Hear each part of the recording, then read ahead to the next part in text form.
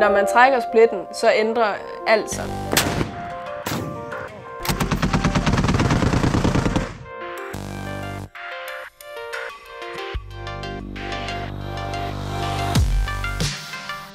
Det er mega fedt at kaste med håndgranat. Det er det jo. Første gang er det fedeste.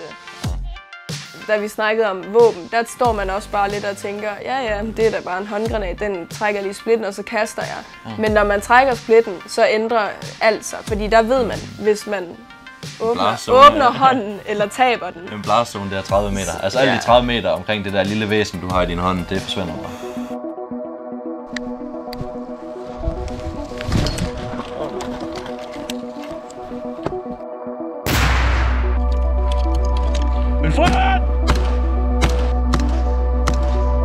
Altså jeg vil da ikke sige, at vi leger, når vi tager vores våben udleveret. Vi stikker et bundstykke i det, og så lader vi det med skarpt. Men der er nogle fordomme om, at folk i så lav en rang, som også altså menige i værnepligten eller konstable-elever under uddannelse, at det er lidt bare for sjov. Det er ikke sådan noget rigtig seriøst militær noget. Det er bare sådan lidt for at prøve det af. Så jeg ved ikke, om de tænker, det er sådan lidt som at være i praktik eller sådan noget. Her til kirke.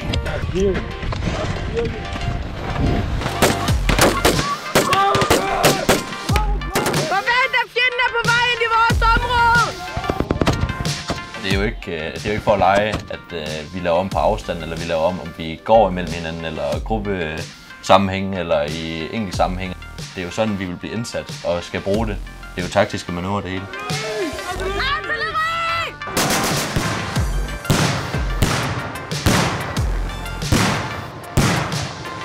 Hvis man inde i hullet kan se et sort hul, så er det godt. Hvis man kan se metal og ikke et sort hul, så tager man granaten meget forsigtigt og lægger den på jorden, og så går vi vores vej. Jeg kan godt sige, at det er sjovt, at når vi ikke rammer mål ude på 400 meter, men sådan lige pludselig, når vi får at bide i det mål, så ved vi også, hvordan vi rammer det næste gang, og næste gang, og næste gang. Altså det kommer jo med erfaring.